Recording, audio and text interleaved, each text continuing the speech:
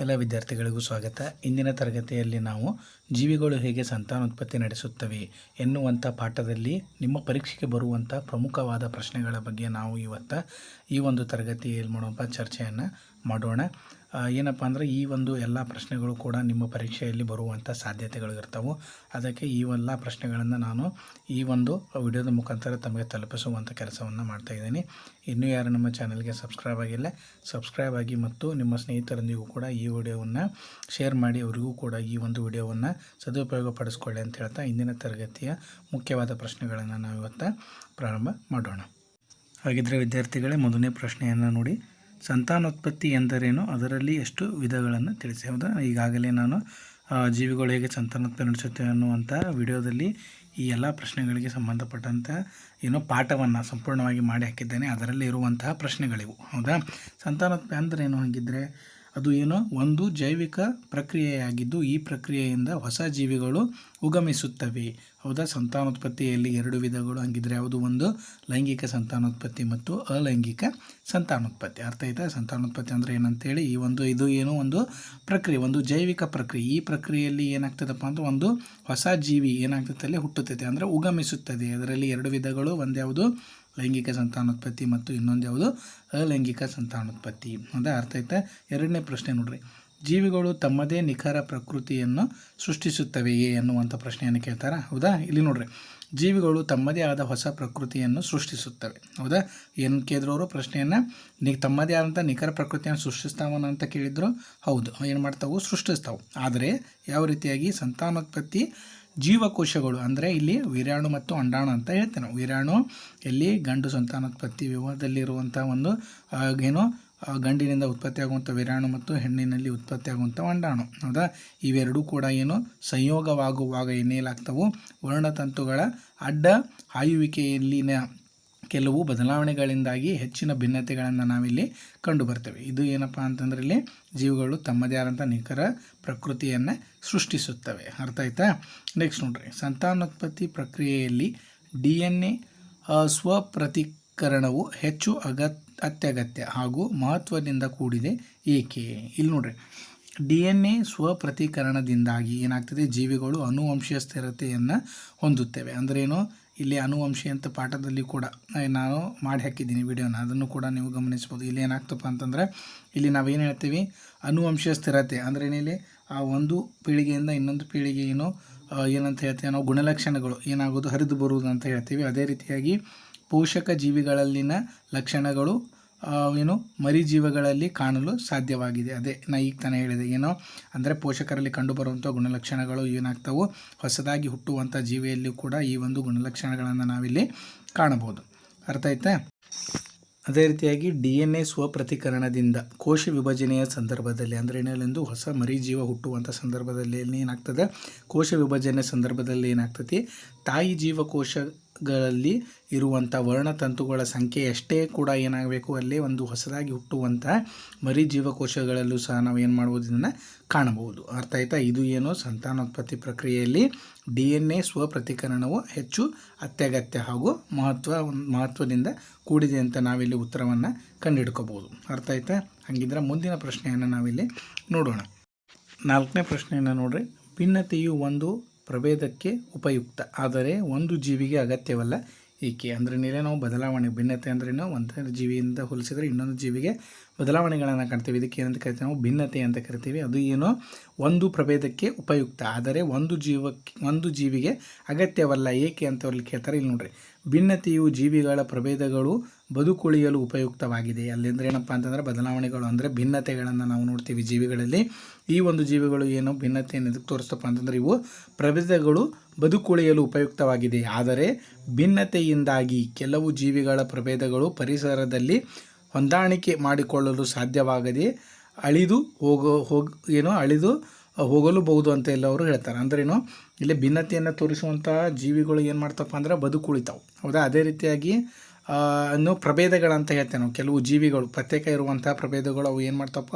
ಬದುಕುಳಿಯಲು ಉಪಯುಕ್ತವಾದರೆ ಅದೇ ರೀತಿಯಾಗಿ ಇವು ಭಿನ್ನತೆಯನ್ನು ತೋರಿಸುವಂಥ ಕೆಲವು ಜೀವಿಯ ಪ್ರಭೇದಗಳು ಇರ್ತವೆ. ಹೌದಾ, ಅವು ಏನಾಗ್ತಾವೆ? ತಮ್ಮ ಸುತ್ತಮುತ್ತಲಿನ ಪರಿಸರಕ್ಕೆ ಅವು ಹುಟ್ಟಿದಂಥ ಜೀವಿಗಳಿಗೆ ಏನಾಗ್ತವಪ್ಪ ಅಂತಂದ್ರೆ ಸರಿಯಾದ ಕ್ರಮದಲ್ಲಿ ತಮ್ಮ ಒಂದು ಜೈವಿಕ ಬದಲಾವಣೆಗಳನ್ನು ಹೊಂದಾಣಿಕೆಯನ್ನು ತೋರಿಸುವುದಿಲ್ಲ ನಮ್ಮ ಪರಿಸರಕ್ಕೆ. ಅದಕ್ಕೆ ಅವು ಏನಾಗ್ತವಪ್ಪ ಅಂತಂದರೆ ನಶಿಸಿ ಹೋಗಿಬಿಡ್ತಾವೆ. ಅರ್ಥ ಆಯ್ತಾ? ಅಂದರೆ ನಾವು ನಮ್ಮ ಸುತ್ತಲಿನ ಪರಿಸರಕ್ಕೆ ಏನಾಗೋದಿಲ್ಲ, ಅವು ಹೊಂದಿಕೊಂಡು ಏನಾಗೋದಿಲ್ಲ, ಬದುಕಲಿಕ್ಕೆ ಅವಕ್ಕೆ ಏನಾಗ್ತೈತಿ, ಕಷ್ಟ ಆಗ್ತೈತಿ. ಹೌದಾ? ಅದಕ್ಕೆ ಅವು ಏನಾಗ್ತಾವೆ, ಇಲ್ಲಿ ನಶಿಸಿ ಕೂಡ ಹೋಗಬಹುದು. ಅರ್ಥ ಆಯ್ತಾ? ಹಂಗಿದ್ರೆ ನೆಕ್ಸ್ಟ್ ಪ್ರಶ್ನೆ ನೋಡ್ರಿ, ಅಲೈಂಗಿಕ ಸಂತಾನೋತ್ಪತ್ತಿ ಎಂದರೇನು, ಅವುಗಳ ವಿಧಗಳನ್ನು ತಿಳಿಸಿ. ಹೌದಾ? ಅಲೈಂಗಿಕ ಸಂತಾನೋತ್ಪತ್ತಿ ಅಂದರೆ ಏನು, ಆ ವಿಡಿಯೋದಲ್ಲಿ ಹೇಳಿದ್ದೆ ಪಾಠವನ್ನು ಮಾಡಬೇಕಾದಾಗ. ಹೌದಾ?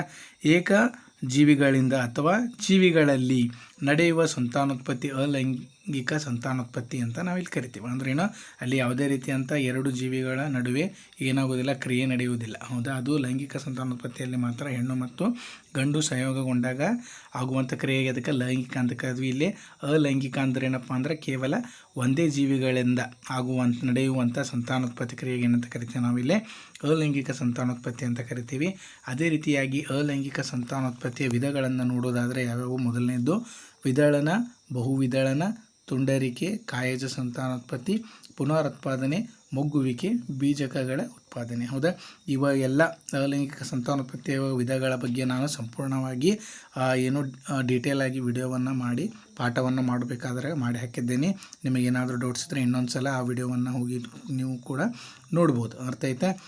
ನೋಡಿರಿ, ಮುಂದಿನ ಪ್ರಶ್ನೆಯನ್ನು ನೋಡಿರಿ. 6ನೇದು, ವಿದಳನದಿಂದ ಸಂತಾನೋತ್ಪತ್ತಿಯಾಗುವ ಬಗೆಯನ್ನು ಸಂಕ್ಷಿಪ್ತವಾಗಿ ತಿಳಿಸಿ ಅಂತ ಹೇಳ್ತಾರೆ. ಅಂದರೆ ಇಲ್ಲಿ ವಿದಳನದಿಂದ ಸಂತಾನೋತ್ಪತ್ತಿಯ ಬಗ್ಗೆ ಯಾವ ರೀತಿಯಾಗಿ ತೆಗೆದುಕೊಳ್ತೈತೆ ಅನ್ನೋದನ್ನು ನಾವಿಲ್ಲಿ ನೋಡೋಣ. ಇಲ್ಲಿ ಉತ್ತರವನ್ನು ನೋಡ್ರಿ, ಜೀವಿಗಳ ದೇಹ ವಿಭಜಿಸಿ ಎರಡು ದೇಹಗಳು ಹೊಸ ಜೀವಿಗಳಾಗಿ ಬೆಳೆಯುವುದನ್ನು ವಿದಳನ ಎನ್ನುವರು. ಅಂದರೆ ಏನಿಲ್ಲಪ್ಪ, ಏನು ಅಮೀಬಾ ಅಂತ ಹೇಳ್ತೇವೆ ನಾವು. ಉದಾಹರಣೆಗೆ ಅಲ್ಲಿ ಏನಾಗ್ತದೆ, ಕೇವಲ ಒಂದೇ ಒಂದು ಜೀವಿ ಇರ್ತೈತಿ. ಅದು ಒಂದು ದೇಹದ ಜೀವಿ, ಆ ಒಂದು ಜೀವಿ ಏನಾಗ್ತದಪ್ಪ ಅಂತಂದ್ರೆ ತನ್ನ ದೇಹದಿಂದ ಏನಾಗ್ತೈತೆ, ಅದು ವಿಭಜನೆ ಆಗ್ತೈತೆ. ಅಂದರೆ ಒಂದು ದೇಹ ಇದ್ದಂಥ ಜೀವಿ ಎರಡು ವಿಭಜನೆಯಾಗಿ ತನ್ನ ದೇಹದ ಭಾಗವನ್ನು ಎರಡು ತುಂಡಾಗಿ ಏನು ಮಾಡ್ತೈತೆ, ವಿದಳನ ಮಾಡ್ತೈತಿ. ಮಾಡಿ ಏನು ಮಾಡ್ತೈತಪ್ಪ ಅಂತಂದರೆ ಅದು ಆ ಒಂದು ವಿದಳನ ಅಂದರೆ ತುಂಡಾದಂಥ ಭಾಗ ಮತ್ತೆ ಏನಾಗ್ತದಪ್ಪ ಅಂತಂದ್ರೆ ಹೊಸ ಒಂದು ಜೀವಿಯಾಗಿ ಏನಾಗ್ತದಲ್ಲಿ ಉಗಮವನ್ನು ಆಗ್ತದೆ. ಅಂದ್ರೇನು, ಹೊಸ ಜೀವಿಯಾಗಿ ಉತ್ಪತ್ತಿ ಆಗ್ತೈತಿ. ಇದಕ್ಕೆ ನಾವು ಏನಂತ ಕರಿತೀವಪ್ಪ ಅಂತಂದ್ರೆ ವಿದಳನ ಅಂತೇಳಿ ಕರಿತೀವಿ. ಅದೇ ರೀತಿಯಾಗಿ ಇಲ್ಲಿ ಉದಾಹರಣೆಯನ್ನು ನೋಡೋದಾದರೆ ಏಕಕೋಶೀಯ ಜೀವಿಗಳಾದ ಅಮೀಬಾ, ಅಂದರೆ ನಾವಿಲ್ಲಿ ಯುನಿಸೆಲ್ಯುಲರ್ ಅಂತ ಕರಿತೀವಿ. ಅದಕ್ಕೆ ಏನೋ ಏಕಕೋಶೀಯ ಜೀವಿಗಳಂತ ಆದಂಥ ಅಮೀಬಾ ಮತ್ತು ಲೆಶ್ಮೇನಿಯಾ ಹಾಗೂ ಬ್ಯಾಕ್ಟೀರಿಯಾದಂಥ ಜೀವಿಗಳಲ್ಲಿ ನಾವು ಏನು ಮಾಡ್ತೀವಪ್ಪ ಅಂತಂದರೆ ವಿದಳನ ಅಥವಾ ದ್ವಿವಿದಳನ ಸಂತಾನೋತ್ಪತ್ತಿ ನಡೆಯುತ್ತದೆ. ಅದಕ್ಕೆ ಏನಂತ ಕರಿತೇವೆ ನಾವಿಲ್ಲಿ ವಿದಳನದಿಂದ ಸಂತಾನೋತ್ಪತ್ತಿ ಬಗೆಯನ್ನು ನಾವಿಲ್ಲಿ ಈ ರೀತಿಯಾಗಿ ಏನು ಮಾಡ್ಬೋದು, ಸಂಕ್ಷಿಪ್ತವಾಗಿ ವಿವರಿಸಬಹುದು. ಅರ್ಥ ಆಯ್ತಾ? ಇದಕ್ಕೆ ಏನಪ್ಪ ಅಂದರೆ ಎಲ್ಲ ಏಕಕೋಶ ಜೀವಿಗಳು ಉದಾಹರಣೆಯಾಗಿ ಬರ್ತವೆ. ಅದಕ್ಕೆ ನೀವು ಪ್ರಮುಖವಾಗಿ ಸುಲಭವಾಗಿ ಯಾವುದು ಹೇಳ್ಬೋದಪ್ಪ ಅಂತಂದರೆ ಅಮೀಬಾ. ನೀವು ಚಿತ್ರವನ್ನು ತೆಗೆದು ಸಹ ಏನು ಮಾಡೋದು, ನಿಮ್ಮ ಪರೀಕ್ಷೆಯಲ್ಲಿ ಕೇಳಿದಾಗ ಇಲ್ಲಿ ತೋರಿಸಿದಂಥ ಚಿತ್ರವನ್ನು ನೀವು ಏನು ಮಾಡ್ಬೋದು, ಒಂದು ದೇಹದ ಭಾಗವೊಂದು ಏಕಕೋಶ ಜೀವಿಯ ದೇಹದ ಭಾಗವನ್ನು ತೆಗೆದು ಅದು ತುಂಡಾಗುವಂಥ ಪ್ರಕ್ರಿಯೆಯನ್ನು ತೆಗೆದು ಹೊಸ ಜೀವಿಗಳ ತುಂಡಾಗಿ ವಿಭಾಗವಾಗುವುದನ್ನು ನೀವು ಏನು ಮಾಡ್ಬೋದು, ತೋರಿಸ್ಬೋದು. ಅರ್ಥ ಆಯ್ತಾ? ಹಾಗಿದ್ರೆ ಇಲ್ಲಿ 7ನೇ ಪ್ರಶ್ನೆ ನೋಡ್ರಿ, ಬಹುವಿದಳನ ಎಂದರೇನು, ಉದಾಹರಣೆ ಕೊಡಿ. ಹೌದಾ? ಇಲ್ಲಿ ಪ್ರಶ್ನೆಯಲ್ಲೇ ನಮಗೆ ಉತ್ತರ ಸಿಗ್ತದೆ. ಬಹು ಅಂದರೆ ಏನು, ಹೆಚ್ಚಿಗೆ ಅಂತ ಅರ್ಥ. ವಿದಳನ ಅಂದ್ರೇನು, ಡಿವೈಡ್ ಆಗೋದು ಅಂದರೆ ತುಂಡಾಗುವುದು ಅಂತ ಅರ್ಥ. ಇಲ್ಲಿ ನೋಡ್ರಿ, ಜೀವಿಗಳ ಶಾರೀರಿಕ ಸಂರಚನೆಯಿಂದಾಗಿ ಕೆಲವು ಜೀವಿಗಳಲ್ಲಿ ದೇಹವು ಒಂದೇ ಬಾರಿಗೆ ಅನೇಕ ಮರಿ ಜೀವಕೋಶಗಳು ಉತ್ಪತ್ತಿಯಾಗಿ ಹೊಸ ಜೀವಿಯಾಗಿ ಬೆಳೆಯುತ್ತವೆ. ಇದಕ್ಕೆ ಬಹುವಿದಳನ ಎನ್ನುವರು. ಇದಕ್ಕೆ ಉದಾಹರಣೆಯನ್ನು ನೋಡೋದಾದರೆ ಯಾವುದು, ಪ್ಲಾಸ್ಮೋಡಿಯಂ ಅಂತ ಹೇಳ್ತೇವೆ. ಇಲ್ಲಿ ಏನಪ್ಪ ಅಂತಂದರೆ ಒಂದು ಜೀವಿ ಇರ್ತದೆ, ಅದು ಕೂಡ ಏಕಕೋಶ ಜೀವಿಯಾಗಿರ್ತದೆ. ಅದು ಏನಾಗ್ತದಪ್ಪ ಅಂತಂದರೆ ಒಂದೇ ಬಾರಿಗೆ ಏನು ಮಾಡ್ತೈತೆ, ಅದು ಹಲವಾರು ಅಂದ್ರೇನು ಹೆಚ್ಚಿಗೆ ಪ್ರಮಾಣದ ಮರಿ ಜೀವಗಳಿಗೆ ಏನು ಮಾಡ್ತೈತಿ, ಜೀವವನ್ನು ಕೊಡ್ತೈತಿ. ಅದು ತನ್ನನ್ನೇ ಹೋಲುವಂಥ ಮರಿ ಜೀವಗಳಿಗೆ ಜನ್ಮವನ್ನು ನೀಡುವಂತಹ ಕ್ರಿಯೆ. ಅದಕ್ಕೆ ಏನಂತ ಕರಿತೀವಿ ನಾವಿಲ್ಲಿ ಬಹುವಿದಳನ ಅಂತೇಳಿ ಕರಿತೀವಿ. ಅದು ಹೆಸರು ಏನು ಮಾಡ್ತೈತೆ, ನಿಮಗೆ ಉತ್ತರವನ್ನು ಸೂಚಿಸ್ತೈತಿ. ಅರ್ಥ ಆಯ್ತಾ? ಇದಕ್ಕೆ ನಾವಿಲ್ಲಿ ಉದಾಹರಣೆಯನ್ನು ನೋಡೋದಾದರೆ ಯಾವುದಪ್ಪ ಅಂತಂದರೆ ಪ್ಲಾಸ್ಮೋಡಿಯಂ. ಅದೇ ರೀತಿಯಾಗಿ ಮುಂದಿನ ಪ್ರಶ್ನೆಯನ್ನು ನೋಡೋದು, ಅದಕ್ಕೆ ಪ್ಲಾಸ್ಮೋಡಿಯಂಗೆ ಇನ್ನೊಂದು ಹೆಸರನ್ನು ಕೂಡ ನಾವಿಲ್ಲಿ ಕರಿತೀವಿ. ಯಾವುದು, ಪರೋಪಜೀವಿ ಅಂತ ಕರಿತೀವಿ. ಅರ್ಥ ಆಯ್ತಾ? ಇದನ್ನು ಕೂಡ ನೀವು ನೆನಪಿಟ್ಕೊಂಡಿರಬೇಕು. ನೆಕ್ಸ್ಟ್ ನೋಡಿರಿ, ಪುನರುತ್ಪಾದನೆಯನ್ನು ಸಂಕ್ಷಿಪ್ತವಾಗಿ ವಿವರಿಸಿ. ಈ ಪುನರುತ್ಪಾದನೆಗೆ ಸಂಬಂಧಪಟ್ಟಂಥ ವಿಡಿಯೋವನ್ನು ಕೂಡ ನಾನು ಸಂಪೂರ್ಣವಾಗಿ ಈಗಾಗಲೇ ಮಾಡಿ ಹಾಕಿದ್ದೀನಿ. ನಿಮಗದು ಏನಾದರೂ ಡೌಟ್ಸ್ ಇದ್ದರೆ ಆ ವಿಡಿಯೋವನ್ನು ಮತ್ತೊಮ್ಮೆ ಹೋಗಿ ನೀವು ನೋಡ್ಬೋದು. ಇಲ್ಲಿ ನೋಡಿರಿ, ಸಂಪೂರ್ಣವಾಗಿ ವಿಭೇದೀಕರಿಸಿದ ಅನೇಕ ಜೀವಿಗಳು ತಮ್ಮ ದೇಹದ ಭಾಗಗಳಿಂದ ಹೊಸ ಜೀವಿಗಳನ್ನು ಉತ್ಪಾದಿಸುತ್ತವೆ. ಇದನ್ನು ಪುನರುತ್ಪಾದನೆ ಎನ್ನುವರು. ಉದಾಹರಣೆ, ಪ್ಲೆನೇರಿಯಾದ ದೇಹವು ವಿಭಜಿಸಿ ಪ್ರತಿ ವಿಭಜಿತ ಭಾಗವು ಕೋಶ ವಿಭಜನೆಯನ್ನು ಮುಂದುವರಿಸಿ ಹೊಸ ಪ್ಲೆನೇರಿಯಾ ಜೀವಿಗಳಾಗುತ್ತವೆ. ಅಂದ್ರೆ ಏನಪ್ಪ ಅಂತಂದರೆ, ಇಲ್ಲಿ ಒಂದು ಜೀವಿ ಇರ್ತೈತೆ, ಆ ಜೀವಿಯ ದೇಹದ ಭಾಗವನ್ನು ನಾವೇನಾದರೂ ತುಂಡು ಮಾಡಿದಾಗ ಅದು ಅಥವಾ ಅಕಸ್ಮಾತ್ತಾಗಿ ಅದು ಏನಾದರೂ ತುಂಡಾಗಿ ಬಿದ್ದರೆ ಆ ಒಂದು ತುಂಡಾದ ಭಾಗದಿಂದ ಏನು ಮಾಡ್ತದಪ್ಪ ಅಂತಂದ್ರೆ ಮತ್ತೊಂದು ಹೊಸ ಜೀವಿ ಏನಾಗ್ತದಲ್ಲಿ ಉತ್ಪಾದನೆ ಆಗ್ತೈತೆ. ಆ ಹೆಸರೇ ನಿಮಗೆ ಸೂಚಿಸ್ತೈತಿ. ಪುನರ್ ಅಂತಂದ್ರೇನ ಮರಳಿ ಅಂದರೆ ಮತ್ತೆ ಕ್ರಮೇಣವಾಗಿ ಏನಾಗ್ತದೆ, ಅದು ಹೊಸ ಜೀವಿಯಾಗಿ ಉತ್ಪಾದನೆ ಆಗ್ತೈತೆ. ಅದಕ್ಕೆ ಪುನರುತ್ಪಾದನೆ ಅಂತ ಅನ್ನುವಂಥ ಹೆಸರನ್ನು ಅವರಲ್ಲಿ ಕೊಟ್ಟಾರೆ. ಇಲ್ಲಿ ಚಿತ್ರವನ್ನು ನೋಡ್ಬೋದು, ಅಲ್ಲಿ ಒಂದು ಜೀವಿ ಇದೆ, ಆ ಜೀವಿ ತುಂಡಾಗಿ ಇನ್ನು 3 ಭಾಗಗಳಾಗೈತಿ. ಆ 3 ಭಾಗಗಳಿಂದ ಮತ್ತೆ ಹೊಸ ಒಂದು ಜೀವಿ ಆಗೈತಿ. ಆ ಮತ್ತೆ ಬಂದಂಥ ಹೊಸ ಜೀವಿಗಳನ್ನು ನಾವೇನಾದರೂ ಮತ್ತೆ ತುಂಡು ಮಾಡಿದರೆ ಆ ತುಂಡಾದಂಥ ಭಾಗದಿಂದ ಮತ್ತೆ ಏನಾಗ್ತದೆ, ಹೊಸ ಜೀವಿಗಳು ಏನಾಗ್ತವೆ ಇಲ್ಲಿ ಉತ್ಪತ್ತಿ ಆಗೋಕೆ ಪ್ರಾರಂಭ ಆಗ್ತಾವೆ. ಅದಕ್ಕೆ ಹೆಸರು ಏನಂತ ಕೊಟ್ಟಿದ್ದಾರೆ, ಇಲ್ಲಿ ಅವರು ಪುನರುತ್ಪಾದನೆ ಅನ್ನುವಂಥ ಹೆಸರನ್ನು ಕೊಟ್ಟಿದ್ದಾರೆ. ಇದಕ್ಕೆ ಉದಾಹರಣೆಯನ್ನು ನಾವಿಲ್ಲಿ ನೋಡೋದಾದರೆ ಯಾವುದು, ಪ್ಲೆನೇರಿಯಾ ಅಂತ ಹೇಳಿ ನಾವಿಲ್ಲಿ ಹೇಳ್ಬೋದು. ಅರ್ಥ ಆಯ್ತಾ? ನೆಕ್ಸ್ಟ್ ನೋಡ್ರಿ, ಮುಗ್ಗುವಿಕೆಯಿಂದ ಸಂತಾನೋತ್ಪತ್ತಿಯನ್ನು ಸಂಕ್ಷಿಪ್ತವಾಗಿ ವಿವರಿಸಿ. ಇಲ್ಲಿ ನಾವು ಚಿತ್ರಣ ನೋಡಿ, ಇದಕ್ಕೆ ಹೈಡ್ರಾ ಇದು ಬೆಸ್ಟ್ ಎಕ್ಸಾಂಪಲ್. ಅರ್ಥ ಆಯ್ತಾ? ಇಲ್ಲಿ ಏನಪ್ಪ ಮುಗ್ಗುವಿಕೆಯಿಂದ ಸಂತಾನೋತ್ಪತ್ತಿ ಯಾವ ರೀತಿಯಾಗಿ ತೆಗೆದುಕೊಳ್ತೈತಿ, ಇದನ್ನು ಕೂಡ ನಾನು ವಿಡಿಯೋ ಮಾಡೋಕ್ಕಿದ್ದೀನಿ, ಅದನ್ನು ಕೂಡ ನೀವು ನೋಡ್ಬೋದು. ನೆಕ್ಸ್ಟ್ ನೋಡಿರಿ, ಹೈಡ್ರಾದಂಥ ಜೀವಿಗಳು ಪ್ರೌಢ ಹಂತದ ತಲುಪಿದಾಗ ದೇಹದ ಮೇಲೆ ಮೊಗ್ಗುಗಳ ರಚನೆಗಳನ್ನು ಬಿಡುತ್ತವೆ. ಇವುಗಳಿಗೆ ಅಂಕುರ ಮೊಗ್ಗುಗಳು ಎನ್ನುವರು. ಈ ಮೊಗ್ಗುಗಳು ತಾಯಿ ದೇಹದಿಂದ ಏನು ಮಾಡ್ತಾವಪ್ಪ ಅಂತಂದ್ರೆ ಬೇರ್ಪಟ್ಟು ಏನು ಮಾಡ್ತದೆ, ಮತ್ತೆ ಹೊಸ ಜೀವಿಯಾಗಿ ಏನಾಗ್ತಾವು ಬೆಳವಣಿಗೆ ಹೊಂದಲು ಪ್ರಾರಂಭವಾಗ್ತವೆ. ಇಲ್ಲಿ 3ನೇ ಚಿತ್ರವನ್ನು ನೋಡ್ಬೋದು ನೀವು ಕೆಳಗಡೆ.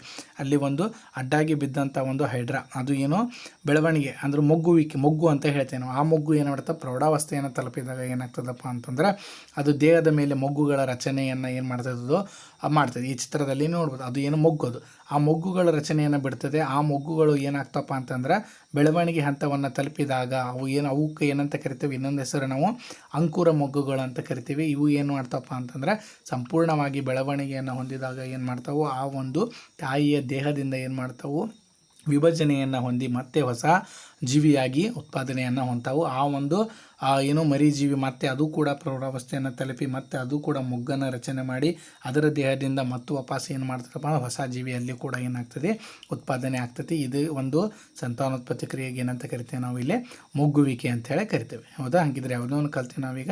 ವಿದಳನವನ್ನು ಕಲಿತ್ವಿ ಮತ್ತು ಬಹುವಿದಳನ ಕಲಿತ್ವಿ, ಪುನರುತ್ಪಾದನೆಯನ್ನು ಕಲಿತ್ವಿ ಮತ್ತು ಮೊಗ್ಗುವಿಕೆಯನ್ನು ಕಲಿತ್ವಿ. ಈ ಎಲ್ಲ ಪ್ರಶ್ನೆಗಳನ್ನು ಕೂಡ ನೀವು ಏನು ಮಾಡ್ಬೋದು, ನಿಮ್ಮ ಪರೀಕ್ಷೆಯಲ್ಲಿ ಬರುವಂಥ ಸಾಧ್ಯತೆ ಇರ್ತೈತೆ. ಅದಕ್ಕೆ ಅಲೈಂಗಿಕ ಸಂತಾನೋತ್ಪತ್ತಿಯಲ್ಲಿ ಬರುವಂತಹ ಎಲ್ಲ ಸಂತಾನೋತ್ಪತ್ತಿ ವಿಧಗಳನ್ನು ನೀವು ಸಂಪೂರ್ಣವಾಗಿ ಏನು ಮಾಡಿರಬೇಕು, ಅಧ್ಯಯನವನ್ನು ಮಾಡ್ತಾ ಇರಬೇಕು. ಅರ್ಥ ಆಯ್ತಾ? ಈ ವಿಡಿಯೋ ನಿಮಗೆ ಏನು ಹೆಲ್ಪ್ಫುಲ್ ಆಗ್ತಾಯಿದೆ ಅಂತ ಅಂದ್ಕೊಂಡಿನಿ. ಓಕೆ, ಹಾಗಿದ್ರೆ ಮುಂದಿನ ಪ್ರಶ್ನೆಯನ್ನು ನಾವೀಗ ನೋಡೋಣ.